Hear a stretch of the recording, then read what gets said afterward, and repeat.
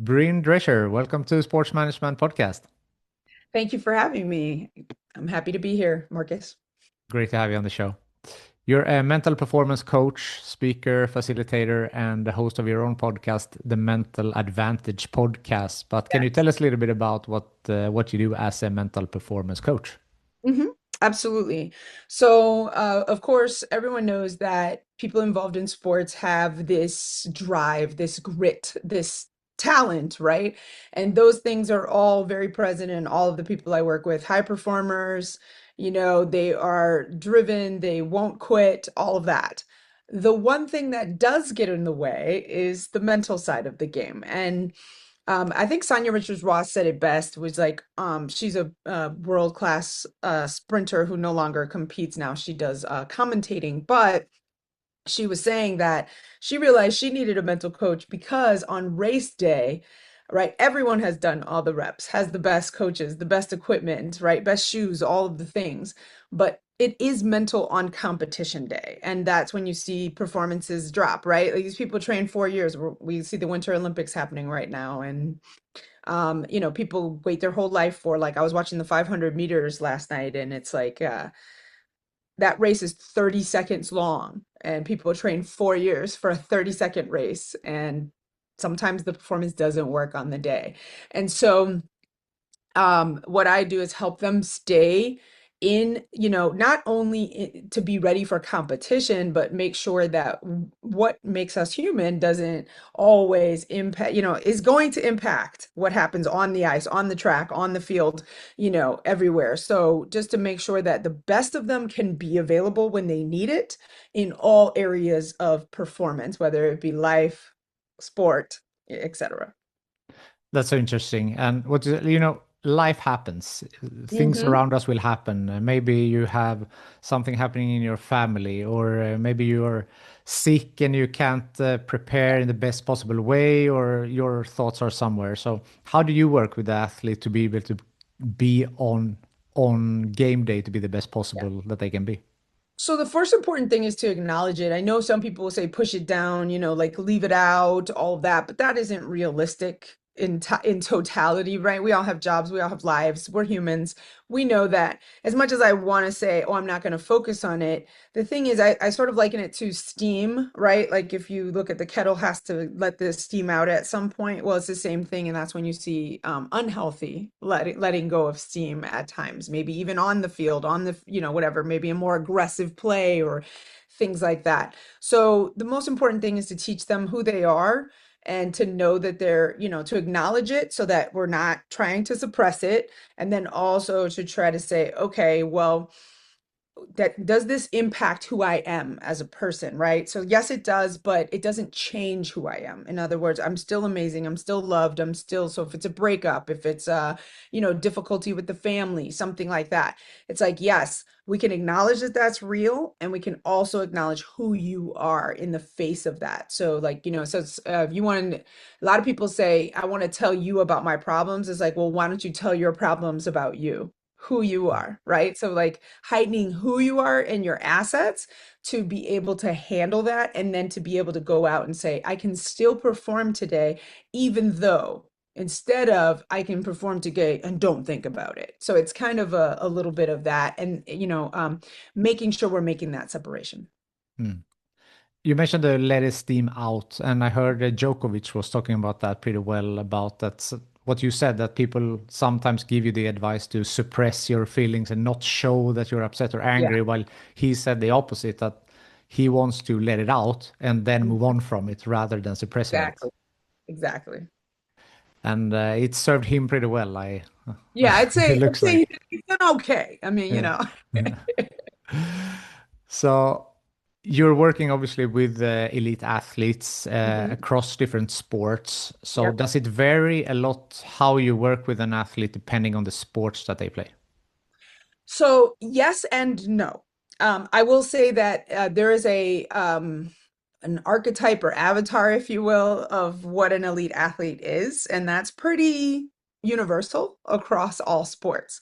But people are different, right? You can't say you can't treat everybody like I've seen one, I've seen them all, not like that. But given that I'm not an expert in, like you said you work in hockey, for example, like I've never played hockey. So, but I talked to a hockey player once. I had never, and he was describing to me his situation. And I was able to tell him, like, okay, so I'm pretty sure you're probably experiencing this, this, this, and this. And he was like, yes. So, yes, I'm going to know pretty much what they're experiencing. I'm not going to know the technicalities of the sport. However, I also have coached esports, right? So it's a little bit different. They're not physically moving. So there has to be some adjustments where I do get to know the nuances in the sport. But lucky for me, the expert in the sport is the one I'm treating. So they can give me the nuance, right? Like I coached an NBA basketball player, and I didn't know what it was like to play an 82 game season, but him telling me that gave me that context, and then me being able to, okay, well, oh, okay, so I see what's happening here. Here's what my advice would be. So yes, there are subtle nuances between the sports, basketball, ice hockey. I've done ice skating. I've done soccer, bowling, baseball, all the different ones. It's more just like once you give me what you're experiencing, then I can usually then say, okay, I understand that, and let's go ahead and adjust for that. But most of the things, since I'm treating the athlete and the mental side, is pretty universal. Interesting. So let's say you were coaching a hockey player and Yeah, you're not that into hockey before. You didn't know too much right. about it. Will you like read up on rules or gameplay Absolutely. somehow so that you can Yeah. understand the player better? Yeah, so before I had to rely on the athlete or go and, sort of Google whatever I could about the experiences and read.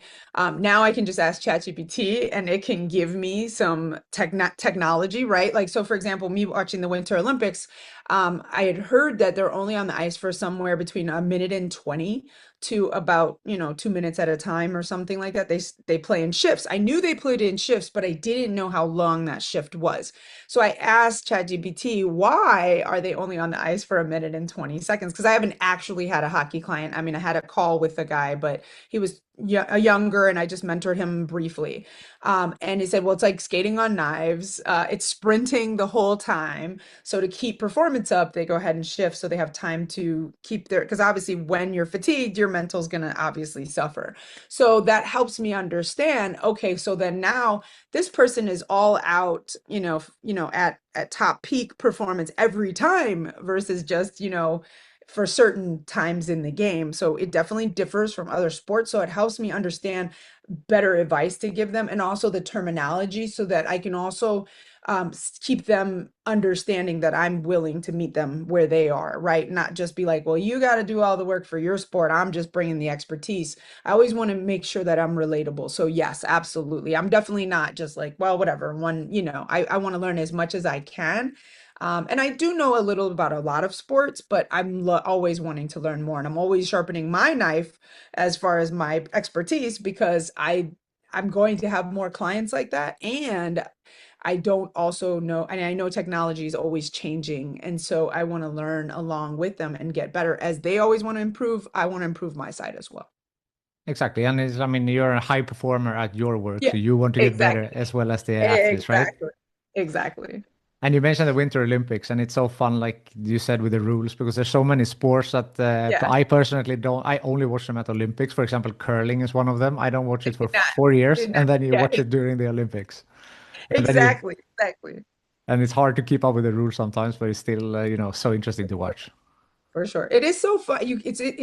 For what I've found with sports is if you can get it into the athlete stories, right, which is great where the commentators come in, then suddenly you can really get in a sport. So I'm thankful for the commentators, right? Like I didn't understand curling, but I got excited by it. You know what I mean? Watching those stones, I think they're called, like thrown at each other. And, obviously watching the whole process of like there's so much that goes into every sport and the biggest thing is watching, like, if you ever want to watch a sport, like, someone said once, like, you turn the sound down, who's winning? You watched the Super Bowl, for example, a couple weeks ago. Who was winning? You could see it on the faces of the Patriots. Like once they start that 2 years ago with the Kansas City Chiefs, it was like, oh, they're mentally gone. Like they're not used to being down. It's going to be very hard for them to come back. It's not just a physical feat at that point, it's mental. So yeah, absolutely. Like you can get into any sport just by watching and then getting involved in the people because the humans are always involved. So that's the fun part about it.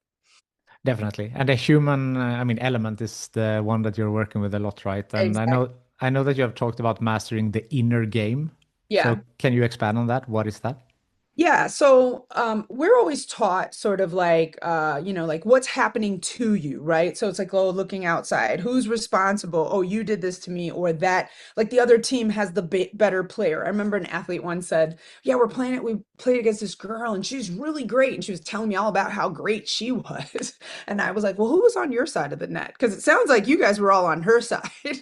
You're all like, "She's amazing." It's like, "Well, that's great for her." Who's on your side? So the most important thing is who you are. So it starts with we there's be, do, have. And a lot of people focus on do, right? Obviously, how many reps? What do I need to do? Those things. But the doing is always driven by the being.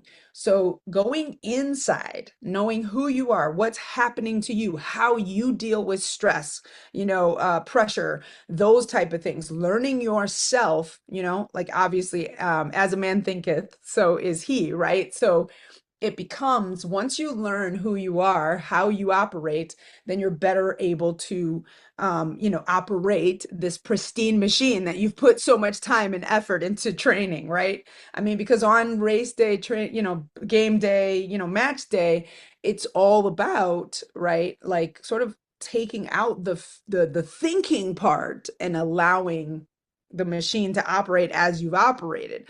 But then we get in the way by trying to over effort, right? I'm at the Olympics. I've got to, so like I'm in the skating, I saw them skating too hard, right? Like trying to make it happen, right? And it's like, actually, you're supposed to relax and, be in the flow, right? And so there's a lot to that. So mastering the inner game is learning more about who you are and being able to learn how to be that even when the stakes are high.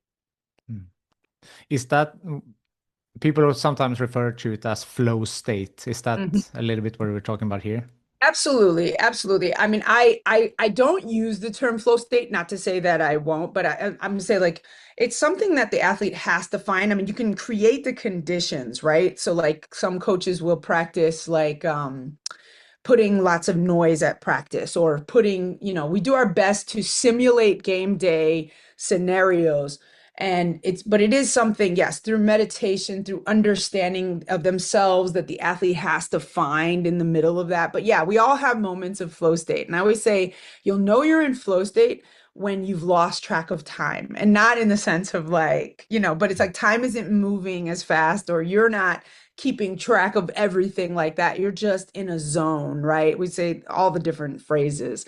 But to try to like say, okay, well, like it's more the only person that knows you're in flow state is you, and then maybe us thinking you're in flow state by watching you move, it's like, wow, were you, so I've had situations where you're asking the athlete, like, I kind of look like you were there, but only you're gonna know.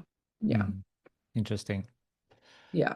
We talked a little bit about it in the beginning, like to be on game day, and that Mhm. some people block when it's like game time. Mhm. So, what are some reasons that you see for that, and what are some things that you do to try to help that? Yeah, so one is breathing, like focus on your breathing. So you really need to sort of help yourself get in a state. So state is same thing as zone, but it's just a different state than you were prior. So like obviously in every session I do breath work with my clients, right? So it's like, are you breathing? Where are you? Are you in your body? Being very body aware and state aware, like what's going on, right?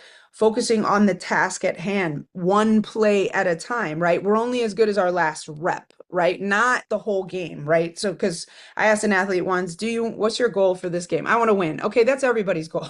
Like, okay, let's just assume that's sort of like, I don't know if you've ever watched the American game show, Wheel of Fortune, but they give them certain letters when they're solving the puzzle, RSTLNE. Okay, that's the RSTLNE. Okay, you got that. And everybody wants to win. What's the more like pressing goal that's going to help you compound that to get to a win? Does that make sense? So sort of bite sizing. Okay, like what's my main focus right now? To be a great defender, to communicate, to whatever. So it's like breathe, put yourself in there, do some visualization work, and then also like, see yourself like doing the main reps of your position, your intended thing. If I was a goalie, I'd be seeing myself, kind of where my hands need to be and blocking goals and being quick, whatever, and different things like that.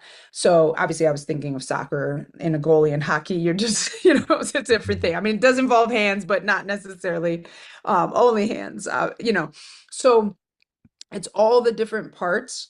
So breathe, relax, and go ahead and find your routine. You have to have a pregame routine, right? If you've ever seen a free throw, a player always has a routine. How many times are you going to bounce the ball?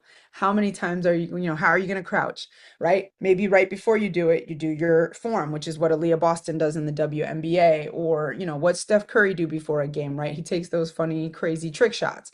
But it's all to relax themselves, to let them know that you're telling your body and your mind it's time for a game, right? So now those cues are helping your brain know, okay, this is what we do when we're in this state. So setting those cues, getting yourself ready, and following the same routine, because even though it's the Olympics or it's just a regular game or race day or match day, it's the same course with the same ice, with the same way. The only difference is how I'm perceiving what's in front of me. So how do I keep myself into this is the same field, 100 yards if I'm in football, right? The same length of the rink, same length of everything, right? And same skates, same equipment. Now I just have to do what I've been training to do and move out of the way. Interesting. And the visualization part, I think, is interesting as well. And Yeah. a lot of athletes are talking about that Yeah. when they are interviewed after a goal, let's say, said, "Were you surprised?" Like, no, I've seen myself do this 100 times, for example. That, You hear that a lot, so yeah. it seems like that's a powerful tool. Absolutely. I think people don't realize like how much we use our imagination. It's like just ask somebody like, "Hey, what were you thinking today was going to be?" Or if you were thinking, most our brain is designed to protect us. So it's like it's perceiving danger everywhere. So we're already playing out worst case scenarios. You're seeing yourself like if you're about to go do something, like maybe go even talk to your boss. You're thinking, okay, this could go really bad. They could say no, so you've already ran through the scenario before you've walked in, even though you want a positive outcome. So what we teach athletes is it is like also everything is a possibility. Like if you live in an infinite world of possibility, it's a possibility. No is a possibility. So acknowledging the possibility and now saying, okay, if I was on a menu, what would I choose? Okay, I choose for this game to go well. Then let's rehearse that scenario over and over and over again because the mind is getting used to what we're training it to look for versus always what it's biologically prepared for based on, fight or flight responses. Interesting. We mentioned before that it does differ and not at the same time when we said about different sports, how your Yes, approach yes. goes.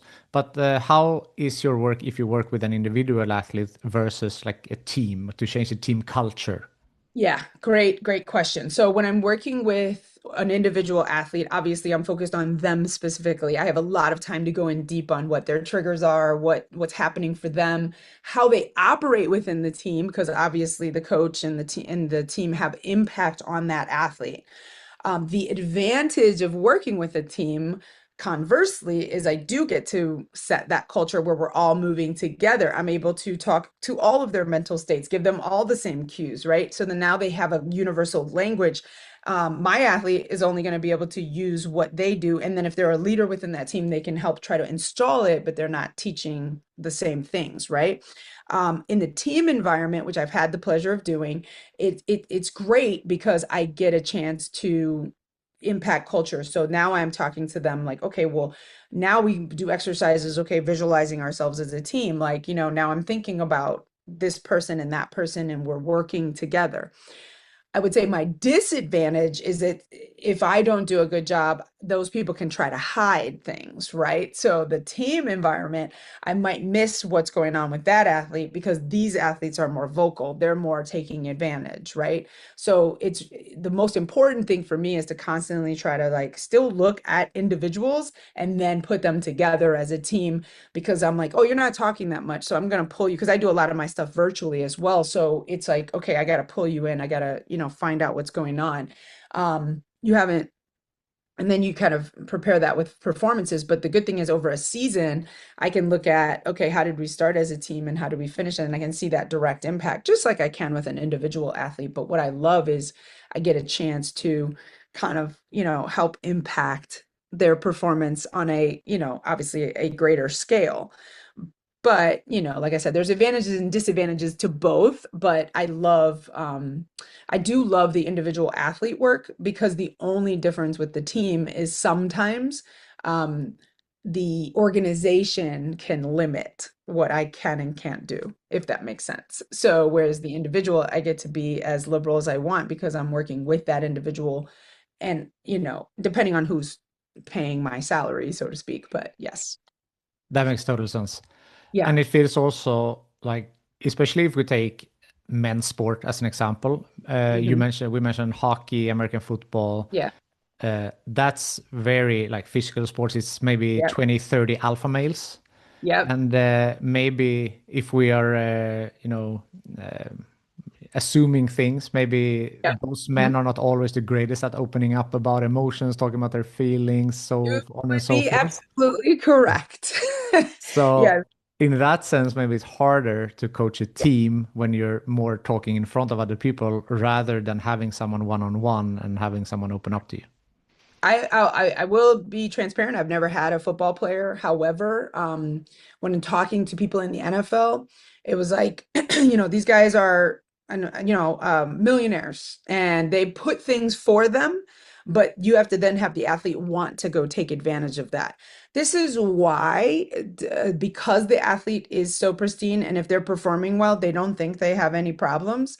Um, that's almost worse, right? If they're doing well, but then they do have some little issues off the field or whatever. But they're very reactive. Like, so this is why you see a lot of reactivity. Like until they blow in or they let out that steam in an unhealthy way, then they bring in the sports psychologist, the mental performance coaches are embedded because we're designed to help with performance. But for an athlete to really understand and use it, it has to be, to me, for it to have the greatest impact, it should be proactive and not reactive. But usually that's when, they're like, oh, we got to get this guy help. We got to get this person. And then the athlete may then obviously feel the identity threat of they're going to take the thing away that makes me the most important, which is the sport. So now I will go do the thing. And then you get all the open stuff because there's a lot of untreated trauma. Sport is designed, most kids use it as an outlet to get out of bad homes, bad neighborhoods, whatever, didn't have confidence before. So it's sort of like that band-aid that's been sitting on top of that trauma for years and years and years. And then, sometimes they blow. Yeah. Are teams sometimes afraid to work with, not you specifically, but like Yeah. mental performance coaches because maybe they're afraid that you might find something that, they have hidden, maybe they're Yeah, no, afraid that this. absolutely. So I wouldn't say the team itself. I mean, more than if I think the because like a lot of times they won't even have somebody on the permanent staff. They're like contracted out. They're there to let the athlete know we're here if you need us, right? Because if you think about it in the professional environment, the you only have so much time with the athlete, right? And your job is also dependent on performance. And if you don't win, And what do you think? What do you put the most faith in? The physical practice, because that's what I know wins games. I mean, it's been proven year and year and year and year and year over year. Now, I personally believe that if they put any percentage of that and devoted it to proactive mental training, it would make the physical practice stick more and they would have less performance drop off on game day, match day, all of that. However, it's easy to say that, but then you have to be able to back that up. And you also need some people that are willing to take that. Now, there are organizations, things have changed that are already bringing that person in, making sure they have that person on staff. And like I talked to the Boston FC, but now, as far as the athlete, are they scared? Absolutely. They do not want that. Exposed, right? Because they think that it could, their biggest fear is that someone like me would break professional, rules and go tell the coach, tell the team, and that would impact contract negotiations, impact playing time, that type of stuff, how they're perceived. And so that's the biggest fear is can I trust this person to keep what we talk about between us? And so a lot of times when you are being paid by the organization, that's why there's a tendency to clam up because it's like, yeah, people might know you have a problem, but maybe they think they're safer. Like, no, it's like hiding in plain sight. Like everyone can see you, but they think they're hiding it well. And sometimes they are. And then they're concerned that if they open up, but if they did open up, obviously it would help. But that has to be something that they trust. So that's why I spent a lot of time. A lot of my work is also gaining that respect and building that relationship because as a friend told me once, and I've stolen this years ago, if you can't connect, you can't correct. Mm. That's a good one. I like Yeah. quotes. I will Yeah, I remember like that that one too. I was one. like, yeah, if you can't connect, you can't correct. So it's like, it doesn't matter. They're going to open up to you once they feel like they can trust you and you understand them. That's why I spent a lot of time on the relationship aspect more than any technical speak because athletes don't speak in those terms. They speak in, I'm scared. Like I had a bad game. I'm a bad player, that type of stuff. Yeah, for sure. So there are some words that, it's common. We say exhaustion, stress, burnout. Some Hmm. of these might be good in small Yeah. doses. So can you Mhm. explain a little bit the difference between these and when they might start to become a problem? Yeah. So obviously, rest is for some reason has been demonized, right? Because all of us we were even taught, like you should always be working towards your goals. And so you can be exhausted on a day, or you can have a you can sometimes you need to take a day, right? And there's a point where you're going too much in practice where it's actually not as effective. People think at the length of practice, the intensity of how much they put in, like all of these things, right? So you put it on a graph, right? Intensity and length. So then it's just like if I go hard for this much time, then I should see this result. But you can see over time that performance drops, right? So the most important thing is looking at it on like monitoring these things, right? Like what's the output at the beginning of practice versus the middle of practice versus the end of practice. So this is where the performance aspect, mental performance is keeping track of those metrics, looking at those things. Because when it's unchecked and no one's monitoring it and the athlete's not having the awareness, because a lot of work that we do is awareness, making them aware. Did you notice what happened when you did that? Did you notice what's happening? Starting listening to your body instead of ignoring it, right? Because there's a lot to be said for, yeah, my knee hurts, but whatever, I can still play on it, right? I'm sore or whatever, but there's a difference between sore and we have a problem, right? We've got a check engine light and we don't want to ignore it. Okay. So it's monitoring it, and then obviously each athlete is different. So noticing what happens, what their patterns are, and then being able to look at that. So yes, there's a difference between just you need rest, like, hey, why don't you take the rest of practice off today? Versus, hey, you know what? We're noticing that there's definitely a consistent drop off, like, that you're getting to a point where there's the performance is even there in the beginning of practice or the middle. So maybe we also need to look at, is this still a viable option for you to keep performing at this rate? Maybe then you would drop from starting to bench or whatever. So when working within a team environment, that's when the athlete, that's when you do impact their playing time and things like that, because you're supposed to be monitoring those things. I mean, obviously, that's the performance staff's job, but working with them to sort of contextualize what might be happening or how that athlete is motivated or responding. So I don't make those decisions, right? But I'm also I'm impacting those decisions because I'm looking at the mental side of what's happening for that athlete when the drop off occurs, or what kind of mental conditions or even external conditions impact them mentally that usually cause the drop off. So yeah, so I would say it's easy to say like, oh yeah, I mean, they're just tired, right? But there's probably something else that's going on. So you have to look at that. But burnout is where you're just seeing a consistent, like, not they're not being them. Like there's definitely a loss of who they are, how they perform normally. And then you're saying, okay, there's something greater at play here that we might need to look at. So we may need to come at it differently than just a rest day, not just time off, but like we're heavily treating this condition of I don't love the sport anymore. Because unfortunately, as intensity and competition goes up the ladder from amateurs to pros, you'll see that the love of the game unfortunately goes down. Yeah. My assumption is that if you have burnout, it might also be, from different angles. It might not only be pressure from the sport, Oh might no, be, 100. other external. You might have Yeah. issues in your home or other things as well. Yeah, yeah, absolutely. So you can't, right? Burnout is not just that, right? If you think about a lot, even from the professional aspect, a lot of people's whole family is relying on you, your household if you're married, but sometimes these are young kids. I mean, a lot of times they're young kids. Like I think of John Morant, in the NBA.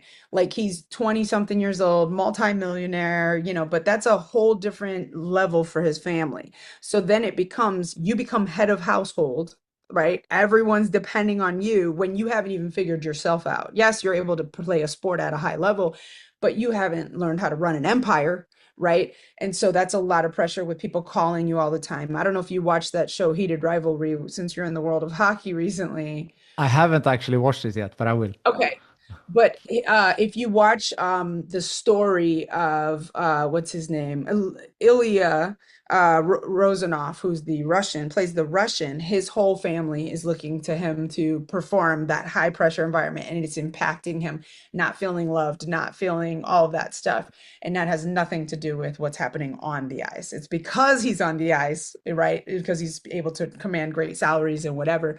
But his external world is a great example of, burnout is just like, one of those things where it's like, sometimes I wish I didn't play this sport because it causes all these rifts, right, within my life, or it causes all this pressure.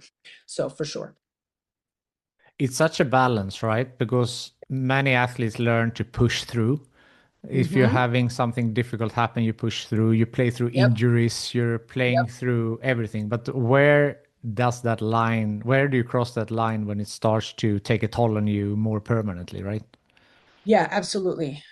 We see recently, I don't know if you're aware, probably not following American news media, but recently Rickea Jackson, who's a WNBA player, and her boyfriend is an NFL player, had a domestic altercation, and that's from him being dysregulated. So that's an example, like you said, push through, keep going, you're fine, and then something, she ended their relationship, and he is used to, like a lot of athletes won't just make it about him. They're used to being the top of the top. They dominate, they're chosen, they're wanted, they're loved, right, through their sport. But when someone takes away their love, or someone chooses to walk away, like the team or your relationship or something, it can be quite a trigger for them of abandonment. And then there's desperation that's involved because they didn't learn how to regulate themselves, right? So that's a big part of the work that we do is teaching people how to regulate, breathe, know what's happening within your nervous system, how you respond to things. Because when you are dysregulated, then you're doing external things to control your world, which come out in unhealthy ways. And this does not matter. I mean, let's see, it's not singular to the male gender, but obviously the displays are different.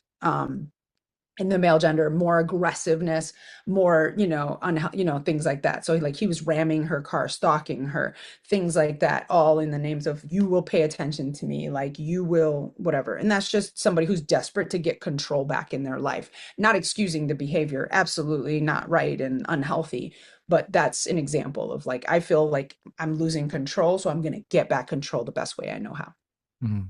Yeah, that's it's interesting, and as you said, it's a lot going on, and Yeah, hard to wrap your head around it sometimes as an outsider, exactly. but it's a lot, yeah. Yeah.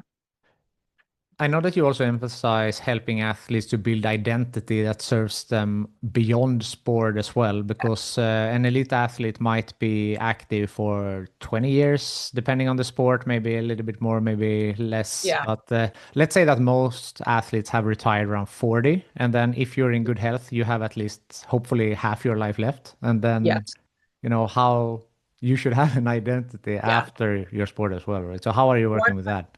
Yeah, so 100%. So to make it even more stark, some athletes are only in their sport for 3 to 5 years. So you're talking about a 22-year-old being retired at 25, 28, right? Which is the average age in the United States that you go pro, right? But obviously they've been playing this sport since they were 3 years old, 5 years old, if they got started early. Obviously it varies. But then if you talk about the 20-year athletes, it's the same thing. You see athletes that you're like, why haven't they retired yet? It's like, well, what are they going to do once they retire is the big fear. So they say an athlete experiences two deaths, one when they actually die, right? Like the rest of us, and then one when they stop playing their sport. It's like an athlete death. And that's what it feels like. So imagine you've been getting juice from something for years and years and years and years. Obviously, the longer, the worse it is, the withdrawal. And then all of a sudden, one day you go from playing in front of hundreds of thousands of people and people screaming your name, wanting everything. And now you're just sitting at home. Shaq talked about this in his big mansion. And like, what am I supposed to do now? Right? So having an identity that's separate from your sport is really important. Athlete is something you plug into, but what I do is help you understand who you are separate from the sport. You are a person outside of all of the things, all the different roles that you play, whether it be athlete, parent, child, parent, son, daughter, whatever it is. So what we're doing is creating the letting you know where your magic is always inside of you. It never was, a lot of people think I'm great because of my sport. No, your sport is great because of you.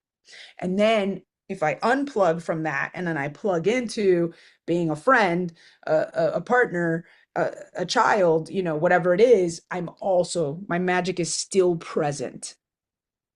And so helping them understand that there's life after sport, because sometimes leaving your sport is not your choice, often, unfortunately, with aging out, injury, right? Politics, whatever you want to call it.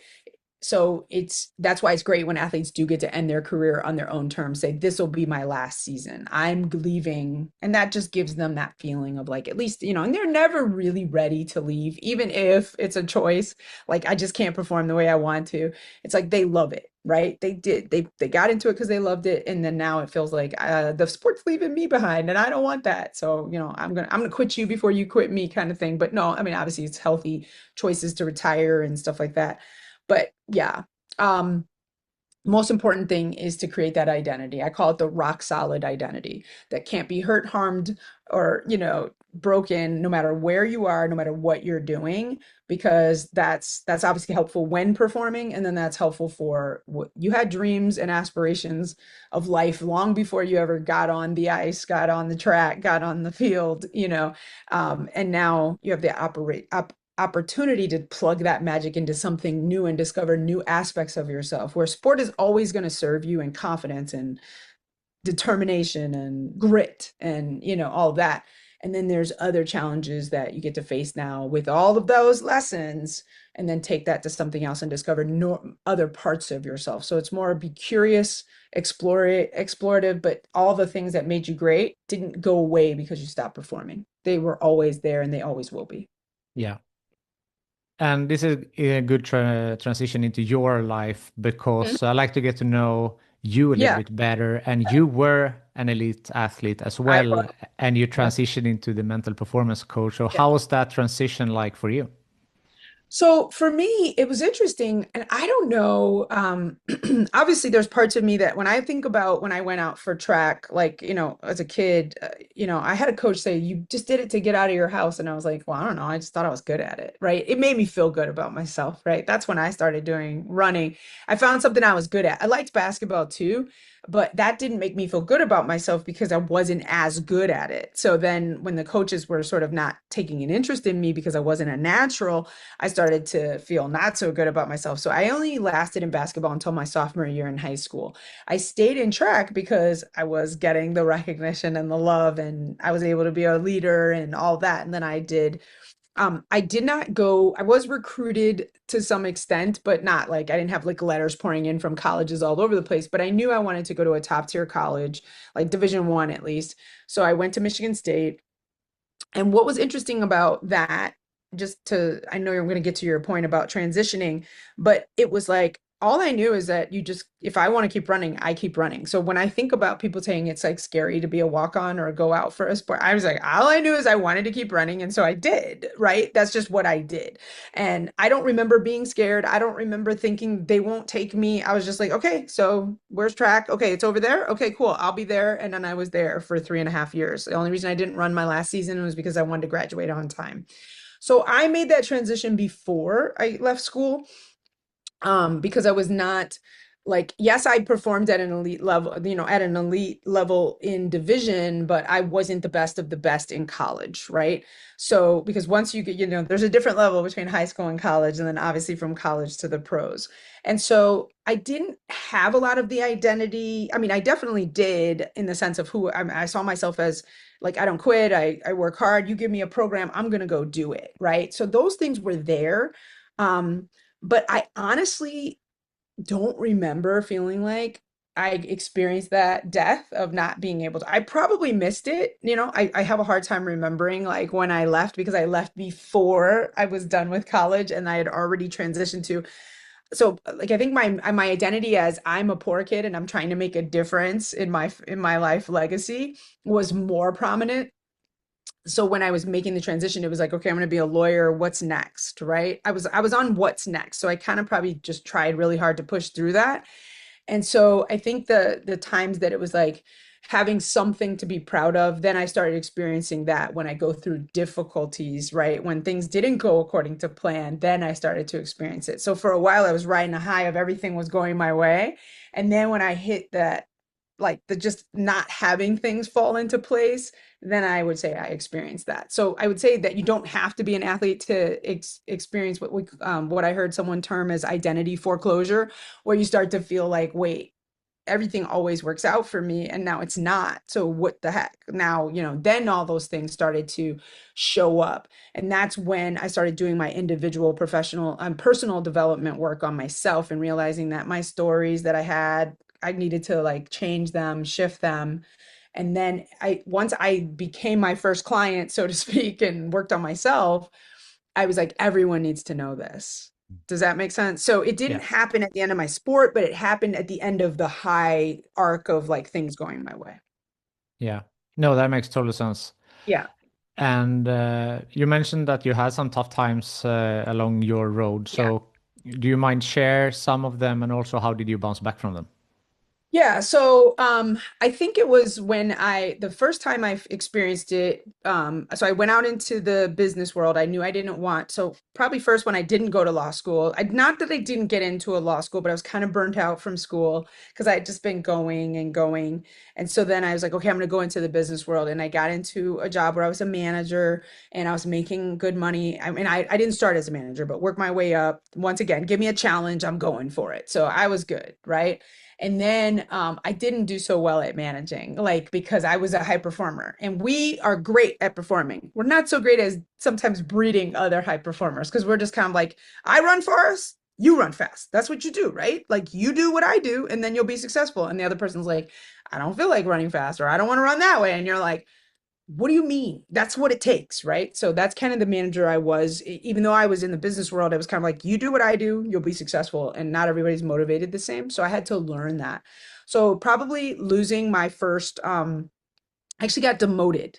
Um, so I lost, like they basically pushed me back from manager to coming back to, I think I was a MA. I don't remember exactly what happened, but I was working for Enterprise Rent a Car and they have like a ranking and I lost like one of my positions and that was hard, right? Because I was always going like I was fast. I was fast to promotion, fast to, they called it we started at management trainee, then we go to management assistant, and then you go to assistant manager, and then you go to manager, right? So I got branch manager, I was a huge branch, all of that stuff. And then eventually for performance reasons, my branch wasn't performing well. My employees were probably complaining about me.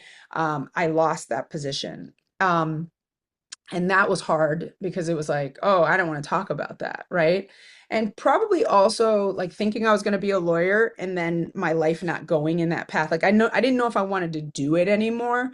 So then once I got demoted, probably then it was I'm trying to remember because this is years ago now, but I because I hadn't started doing any personal development work at that time, right? Like this was all just go go go. And then it was looking at my life and going, okay, well, what do I do now? Like, I don't know. I got into this job because it was supposed to be just a temporary fix between my time off before law school. But then I took so much time off that I wasn't sure I wanted to go to law school anymore. And then it was like, what do I do now? And when I was a kid, I had a dream of being an actor. So I had a mentor that encouraged me to move. I was thinking about moving to California, but I made all the excuses anyway. So I moved out here and then I had a job. I worked at a bank for a little while, once again, doing well, and then came out here. They transferred my position.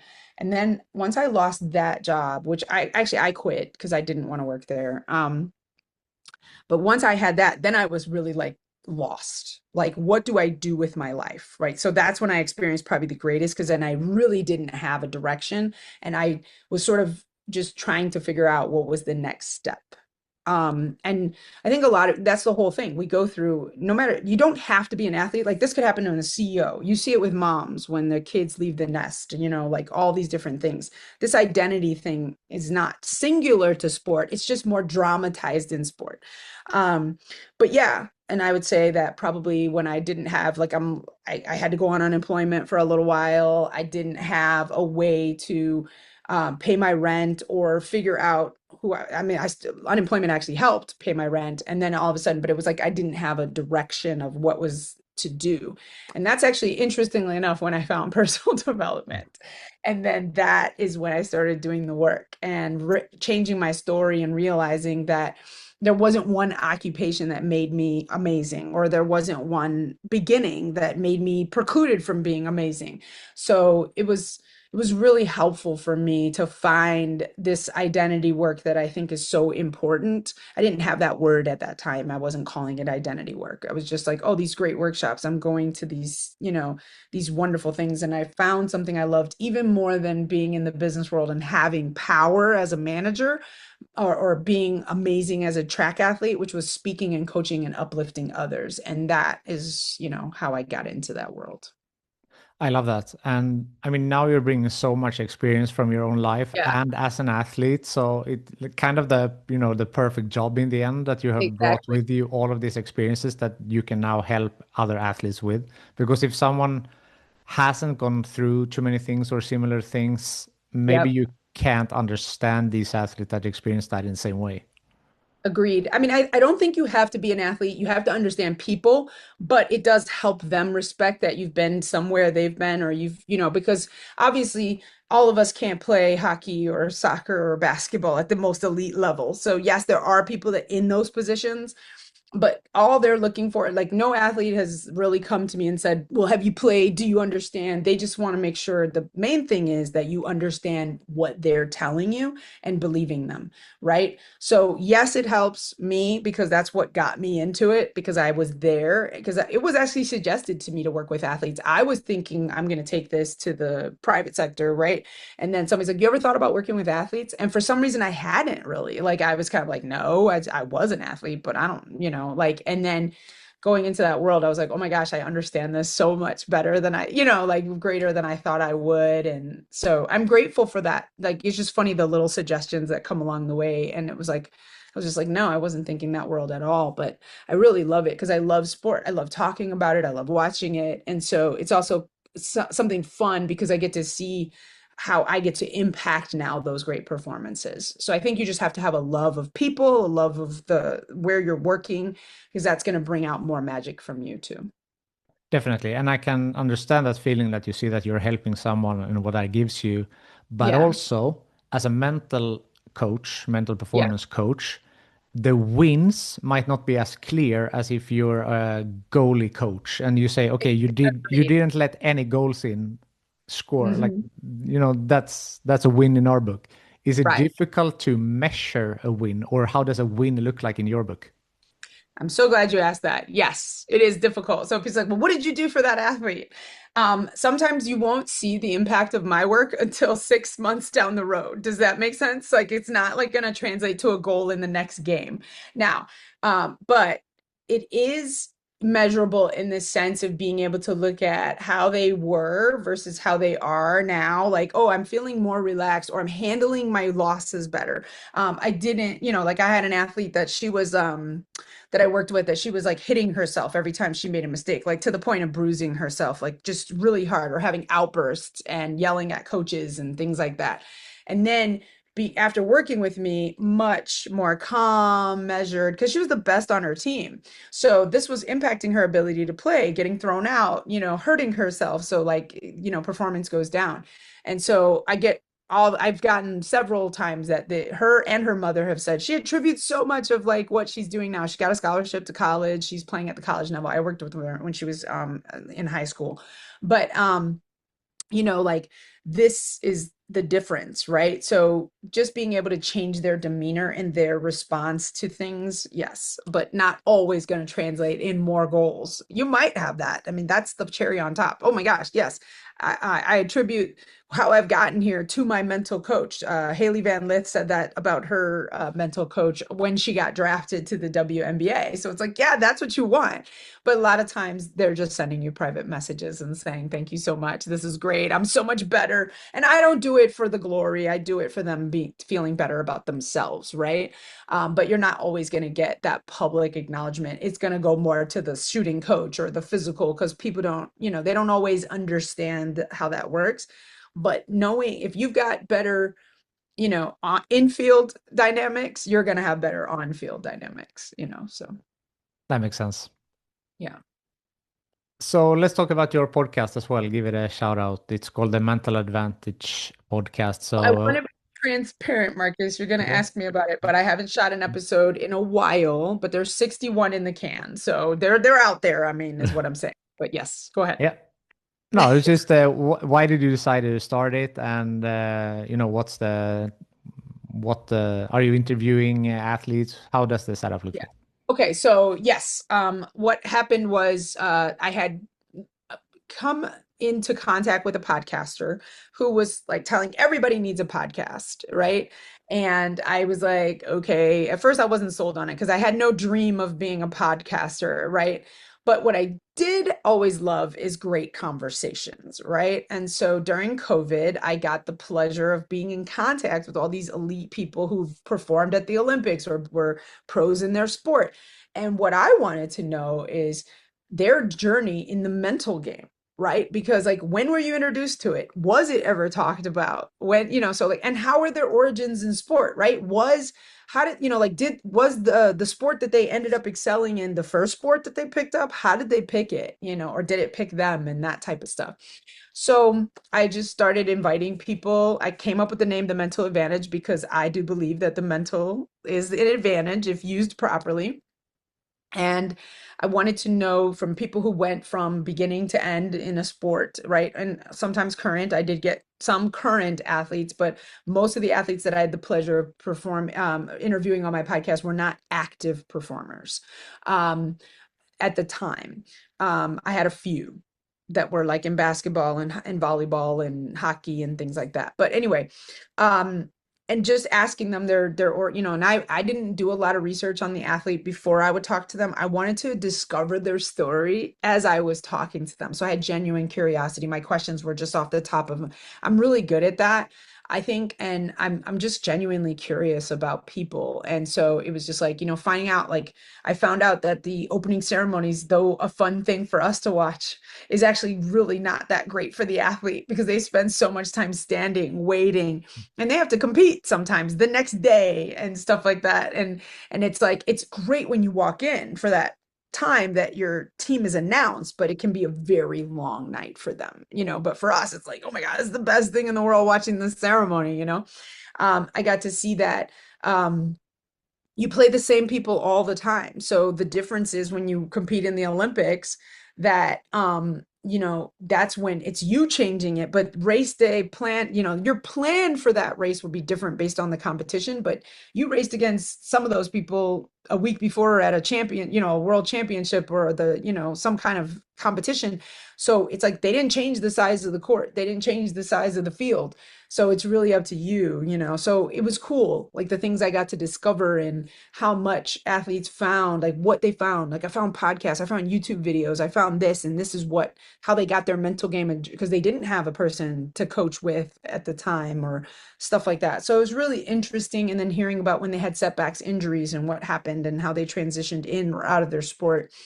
Um, so yeah, it was really great to like learn even more if I hadn't coached athletes on all those levels or in those sports. Mm. So Yeah, I share your love for a great conversation as well, and that I also started during COVID and for similar reasons. So exactly. great to hear that you have 61 episodes. People can go back and Yeah, listen, and perhaps let's that's see right. if you pick it I up want again to at pick some it point. back up. Yeah, I want to pick it back up. I just have been more focused on getting my business foundations there so that, because one thing is obviously you want to have those conversations. And also, if I want to change it a little bit, because I did personal solo episodes as well in between. And like, so I think just having a better cadence of when I did a solo and when I did a person. But I just did them as they came. I enjoyed them. I loved them. And I just, the part I liked the least about podcasting was the editing. Yeah, yeah, I don't know about you, but that was the part I liked the least, was like, but I didn't edit a lot. I wanted to make sure that it would kept as much of the organic conversation as possible, just the ums, the ahs, if there was any technical difficulties, that type of stuff. yeah. No, I definitely agree with you on that. But the conversation, that's the fun part for sure. That's the fun part for sure. Yeah. So I'd like to end on a networking question. So Okay. who from your network do you think would be a good guest on this show? Oh, wow. Okay. Let's see. Oh gosh, it's been a while since I've edited. I mean, I've done from my network, who would be a good guest? Ooh. Or someone you know, or someone from the Yeah, no, industry? I got you. I got you. I'm Yeah. just trying to think, like, who could I put you in touch with? This is good. This Mm, is good because this helps you get your next guest. I like your mm, question. Let's see. I don't have a close relationship with him, but it was really cool. I got to talk to one of the Canadian sprinters who then won a gold medal the next time he was in the Olympics, or yeah, the last Olympics, the summer games. Um, and then so he, like I said, I got to talk to people while they were competing.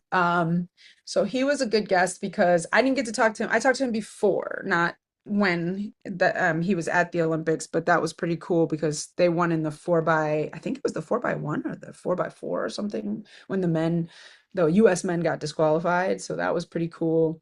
Um, and then oh, you know who's actually probably one of my favorite guests? He's a mental coach, and he's now doing it. He was I could definitely put you in touch with him. He does soccer. He played in the Premier League in England, and now his name is James. I'll get the last name for you, but and I'll send it to you. But he would be great. So I'll put you in touch with him. I'll have him reach out or try to put you guys together. I have his Instagram information. I'm sure he's on LinkedIn too. But he it's a great guest because just talking about his experience with the mental game and now what he's giving to athletes was really a fascinating story. And there's another baseball guy too, Shea Hildebrand. He had a great story too of how he was like on the on the brink of like self-harm, and now how he's used that to like help mentor others, but like when he was at the peak of his game, probably the thing that I found the most striking about his story is that he was so like not into it when everything was going great. Like, so Mm. talk about that burnout and falling out of love with your sport. So Yeah. people have such great stories. So I think they would be great guests on your podcast because they have great stories and they know how to tell them well, and they get you to see like the great work they're doing now. Definitely three great suggestions right there. Yeah. Yeah. Bryn, it's been a pleasure talking to you. Thank you so much for joining Sports Management Podcast. Thank you.